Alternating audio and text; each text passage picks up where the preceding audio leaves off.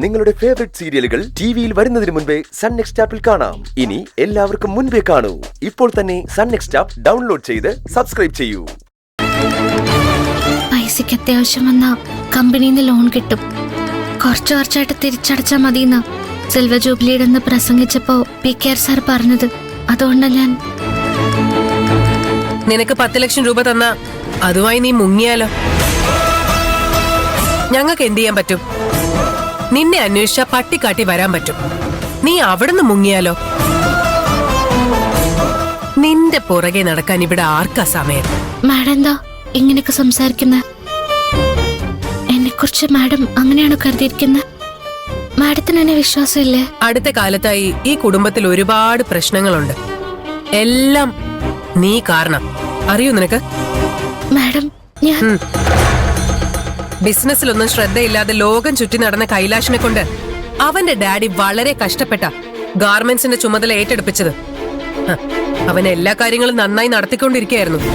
നീ അവനെ ഉത്സവം കാണാൻ നിന്റെ നാട്ടിലേക്ക് കൂട്ടിക്കൊണ്ടുപോയതോടെ എല്ലാം താളം തെറ്റി. കമ്പനിക്ക് വലിയ നഷ്ടമുണ്ടായി. ഇപ്പൊ ഡാഡി മോനും തമ്മിൽ മിണ്ടുന്നില്ല. നിന്റെ തന്നെ അത് വഴക്കായി മാറും. ആര് കാരണ? നീ കാരണം. ഈ കുടുംബത്തിന്റെ സമാധാനവും സന്തോഷവും ഒക്കെ നശിപ്പിച്ചത് നീ ഒറ്റ ഒരുത്തിയാ. അറിയൂ നിനക്ക്? നീ ഈ മുറ്റത്ത് കാല് കുത്തുന്ന പോലും എനിക്കിപ്പോ ഇഷ്ടമല്ല. കാശ് വേണത്രേ, അതും 10 ലക്ഷം രൂപ. 10 ലക്ഷം രൂപ പോയിട്ട് 10 രൂപ പോലും നിനക്ക് ഇവിടുന്ന് കിട്ടില്ല. പോവാൻ നോക്ക്. അന്നൊക്കെ മാഡം എന്നോട് സ്നേഹത്തോടെ സംസാരിച്ചിരുന്നത്. മാഡത്തിനിപ്പോ എന്നോട് ദേഷ്യമാണെന്നൊന്നും ഞാൻ അറിഞ്ഞിരുന്നില്ല. അറിഞ്ഞിരുന്നെങ്കിൽ ഞാൻ വരുമായിരുന്നില്ല. ബുദ്ധിമുട്ടിച്ചെങ്കില് മാഡം എന്നോട് ക്ഷമിക്കണം. ഇനി വരില്ല. നിൽക്ക്. പൈസ ചോദിച്ചു നീ ഇവിടെ വന്നതും ഞാൻ മടക്കി അയച്ചതും കൈലാഷോ കൈലാഷിന്റെ ഡാഡിയോ അറിയാൻ പാടില്ല. ഞാൻ പറയുന്നത് മനസ്സിലാവുന്നുണ്ടോ നിനക്ക്? പോയിക്കോ. സീതേ,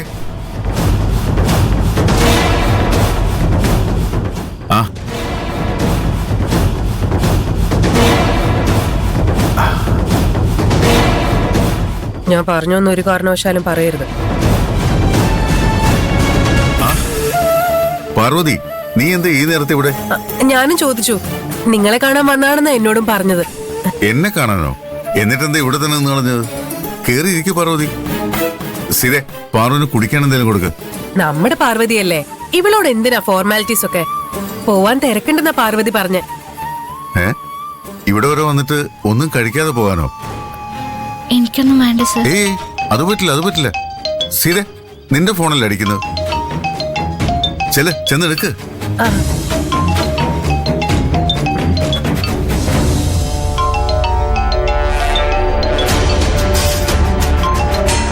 പാർവതിയെ ഞാനൊന്ന് കാണാൻ വേണ്ടി ഇരിക്കുകയായിരുന്നു. എന്നെയോ? എന്താ സർ? എനിക്ക് നിന്റെ ഒരു സഹായം വേണം. എന്റെ സഹായോ? ഞാൻ സാറിനെ എന്ത് സഹായിക്കാനാ? നിനക്ക് മാത്രമേ എന്നെ സഹായിക്കാൻ കഴിയൂ. എന്താ സർ?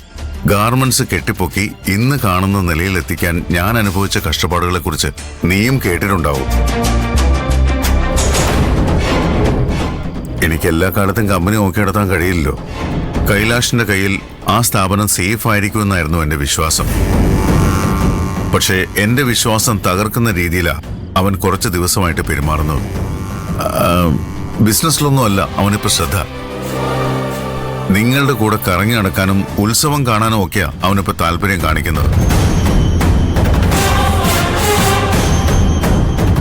ഞാൻ എന്താ സർ ചെയ്യേണ്ടത്?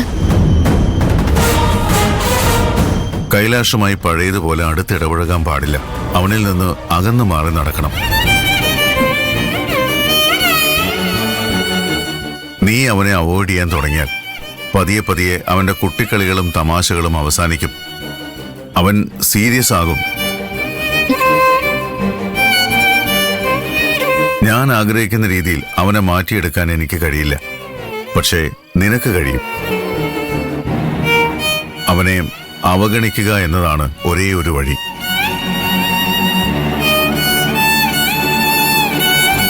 ഞാൻ പറയുന്നത് നിനക്ക് മനസ്സിലാവുന്നുണ്ടല്ലോ അല്ലേ? മനസ്സിലാവുന്നുണ്ട് സർ. ഇനി മുതൽ കൈലാസ് സാറിന് ഞാൻ അകന്നു മാറി നടന്നോളാം. ഉം. അല്ല, നീ എന്തിനാ എന്നെ കാണാൻ വന്നത്? അത് പറഞ്ഞില്ല. അത് കമ്പനിയിൽ ഒരുപാട് പ്രശ്നങ്ങൾ ഉണ്ടായില്ലേ? കമ്പനിയിൽ നടന്ന പ്രശ്നത്തിന് സാറിനോട് മാപ്പ് ചോദിക്കാൻ എന്നോട് ക്ഷമിക്കണം. മാപ്പ് തരണം.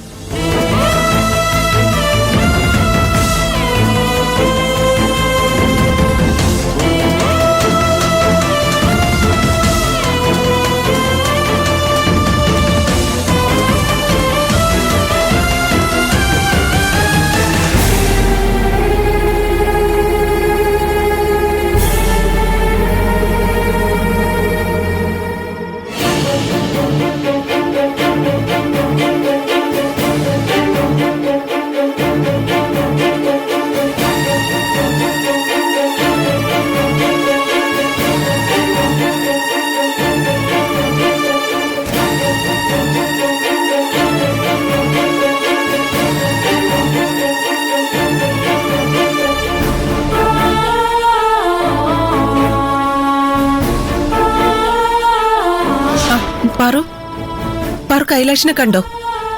അവൻ എന്താ പറഞ്ഞത്?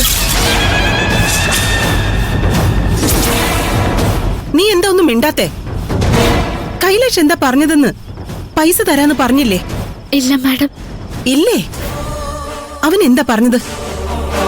ക്യാഷ് അറേഞ്ച് ചെയ്യാൻ പറ്റില്ലെന്ന് പറഞ്ഞോ? കൈലാഷ് സാറിനെ കണ്ടില്ല. കണ്ടില്ലേ? അവൻ ഇവിടെ ഉണ്ടായിരുന്നില്ലേ? അറിയില്ല. അറിയില്ലേ? നീ അവിടെ പോയില്ലേ? പോയി. പക്ഷെ എന്താ പാർവതി, നീ അവിടെ പോയി, പക്ഷെ കൈലാഷിനെ കണ്ടില്ല. കൈലാഷ് അവിടെ ഉണ്ടോന്ന് പോലും നിനക്കറിയില്ല. നീ പറയുന്ന ഒന്നും എനിക്ക് മനസ്സിലാവുന്നില്ല. അത് മാഡം, കൈലാഷ് സാറിനെ കാണാൻ പറ്റില്ല എന്ന് പറഞ്ഞു. ആര്? പറ പാർവു, കൈലാഷിനെ കാണാൻ പറ്റില്ലെന്ന് ആരാ പറഞ്ഞത്? കൈലാഷ് സാറിന്റെ അമ്മ. കൈലാഷ് സാറിനോട് പൈസ ചോദിക്കാനാ ചെല്ലുന്നെന്ന് സീത മാഡത്തിന് മനസ്സിലായി. നീ എന്താ പറഞ്ഞത്? പൈസ ചോദിച്ച് ഇനി ആ പരിസരത്ത് പോലും വരരുതെന്ന് എന്നോട് പറഞ്ഞു. നാട്ടിൽ പോയി തിരിച്ചു വന്നപ്പോ കമ്പനിയിൽ കുറെ പ്രശ്നങ്ങൾ ഉണ്ടായെന്ന് ഞാൻ മാഡത്തിനോട് പറഞ്ഞില്ലേ? ഞാനാണ് അതിനെല്ലാം കാരണമെന്ന് പറഞ്ഞ് സീത മാഡം എന്നോട് ഒരുപാട് ദേഷ്യപ്പെട്ടു.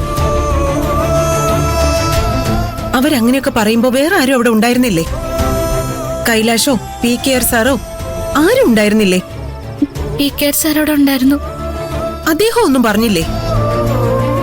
സീത മാഡം പറഞ്ഞത് തന്നെയാ PKR സാറും പറഞ്ഞത്. സീത മാഡം ദേഷ്യത്തിൽ പറഞ്ഞു. PKR സാറ് ഉപദേശിക്കുന്ന പോലെ പറഞ്ഞു. ആ ഒരു വ്യത്യാസം ഉണ്ടായിരുന്നുള്ളൂ.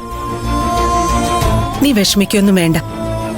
നീ അവിടെ പോയതും കൈലാഷിനെ കാണാതെ തിരിച്ചു വരേണ്ടി വന്നതുമെല്ലാം ഞാൻ ഇപ്പൊ തന്നെ കൈലാഷിനെ വിളിച്ച് അറിയിക്കാം.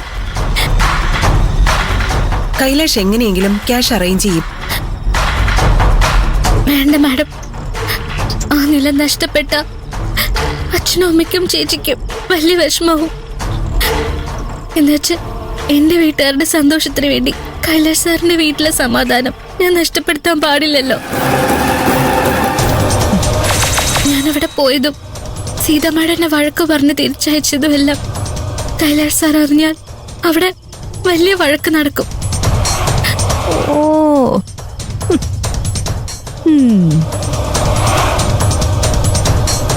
അല്ലെങ്കിൽ തന്നെ ഞാൻ കാരണം കൈലാഷ് സാറിന് ഒരുപാട് പ്രശ്നങ്ങളുണ്ടായി.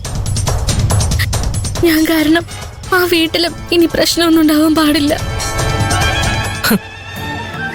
കൈലാഷ് അറിഞ്ഞിരുന്നെങ്കിൽ തീർച്ചയായും നിന്നെ സഹായിക്കുമായിരുന്നു. അവനെ കാണാൻ അവര് നിന്നെ അനുവദിച്ചതുമില്ല. ഞാൻ അവനോട് ഈ കാര്യം സംസാരിക്കുന്നത് നിനക്ക് സമ്മതവുമല്ല. സാവകാശം കിട്ടിയിരുന്നെങ്കിൽ ഞാൻ എങ്ങനെയെങ്കിലും നിന്നെ സഹായിക്കുമായിരുന്നു. പക്ഷെ പെട്ടെന്ന് വേണ്ടേ? എന്നെ ഇഷ്ടമുള്ളവരൊക്കെ എന്നെ സഹായിക്കാൻ ശ്രമിക്കുന്നുണ്ട്, പക്ഷെ നടക്കുന്നില്ല. എന്റെ സമയദോഷം കൊണ്ടായിരിക്കും. പ്രിയൻചേട്ടന് പരിചയമുള്ള ഒരാളോട് സംസാരിച്ചിട്ടുണ്ടത്ര. കിട്ടാൻ സാധ്യതയുണ്ടെന്ന പ്രിയൻചേട്ടനും പറഞ്ഞത്. എന്നെ കൊണ്ട് കഴിയുന്ന പോലെ ഞാൻ ശ്രമിക്കുന്നുണ്ട്. എന്നിട്ടും ആ ഭൂമി കൈവിട്ടു പോയ വിധി. അങ്ങനെ സമാധാനിക്കുക തന്നെ. സമയം കുറയായി. ക്യാൻറ്റീനിൽ നിന്റെ ആഹാരം മാറ്റി വെച്ചിട്ടുണ്ട്. ഭാഗ്യലക്ഷ്മി അവിടെ ഉണ്ടാവും. കഴിച്ചിട്ട് ഒന്നും ഓർക്കാതെ കിടന്നുറങ്ങ്. കാലത്ത് സംസാരിക്കാം. എനിക്കൊന്നും വേണ്ട മാഡം. കഴിച്ചാലും ഇറങ്ങില്ല. കിടന്നോ ഉറക്കം വരികയില്ല. എന്റെ വീട്ടിലും ഇങ്ങനെ തന്നെയായിരിക്കും അവസ്ഥ. ആരും ഒന്നും കഴിച്ചിട്ടുണ്ടാവില്ല. അവരുടെ ഉറക്കം നഷ്ടപ്പെട്ടിരിക്കുക.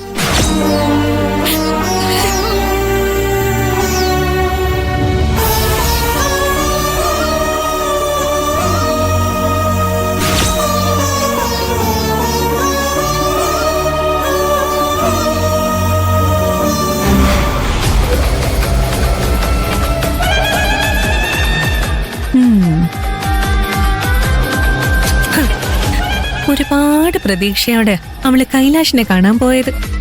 ആന്റി ശരിക്ക് കൊടുത്തു വിട്ടു. അങ്കിളും കൊടുത്തു. അതവളുടെ മുഖത്ത് കാണുന്നുണ്ട്. ആ കാഴ്ച നേരിട്ട് കാണാനുള്ള ഭാഗ്യം എനിക്ക് ഉണ്ടായില്ലല്ലോ. പാറു, നീ തലകൊത്തി നിന്ന് ശ്രമിച്ചാലും 10 ലക്ഷം രൂപ ഉണ്ടാക്കാൻ നിനക്ക് കഴിയില്ലടി. ആ ഭൂമി നീ തിരിച്ചു പിടിക്കില്ല. ചത്താൽ കുഴി വെട്ടാൻ പോലും നിന്റെ കുടുംബത്തിന് ഒരു തുണ്ട് ഭൂമി ബാക്കിയുണ്ടാകില്ല. നിന്റെ നാശം തുടങ്ങിയടി.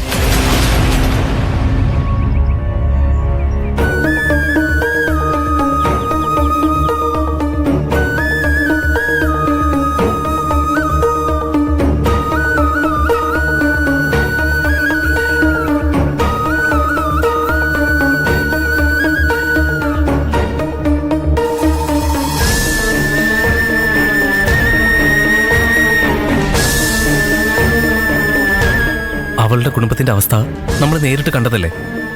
സ്വന്തമായിട്ട് വീട് പോലുമില്ല. ആരുടെ ഔദാര്യത്തിലാ കഴിഞ്ഞുകൂടുന്നത്. എന്നിട്ടും നമ്മൾ ഇത്രയും പേര് അവിടെ ചെന്നിട്ടും അവരുടെ ഇല്ലായ്മയൊന്നും അവർ കാണിച്ചിട്ടില്ല. വളരെ കാര്യമായി തന്നെയാ അത്രയും ദിവസം അവർ നമ്മളെ സൽക്കരിച്ചത്. അവർക്ക് വീണ്ടും കഷ്ടകാലം വന്നു പെട്ടിരിക്കുന്നു എന്നറിയുമ്പോൾ വല്ലാത്ത വിഷമം തോന്നുന്നതാ.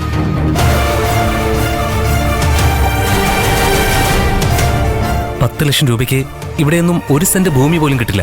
പക്ഷേ അതൊരു നാട്ടിൻപുറമല്ലേ. അവിടെ സ്ഥലത്തിന് വലിയ വിലയൊന്നും ഉണ്ടാവില്ല. നഷ്ടപ്പെടാൻ പോകുന്നത് ഏക്കർ കണക്കിന് ഭൂമിയായിരിക്കും. അവരുടെ ഒരു ആയുഷ്കാലത്തെ സമ്പാദ്യമായിരിക്കും അത്. അത് നഷ്ടപ്പെട്ട അതുപോലൊരു കുടുംബത്തിന് അത് താങ്ങാനാവില്ല. അതാ കുടുംബത്തിന് വെറൊരു സ്ഥലമല്ല. അവരുടെ അപ്പനപ്പന്മാരെ അടക്കിയ മണ്ണായതുകൊണ്ട് അവർക്ക് ആ ഭൂമിയിൽ ഒരു അറ്റാച്ച്മെന്റ് ഉണ്ട്. ഉള്ളത് മുഴുവൻ വിറ്റിട്ടും ആ ഭൂമി മാത്രം വിൽക്കാതെ പണയം വെച്ചത് എന്തുകൊണ്ടാണെന്നറിയോ?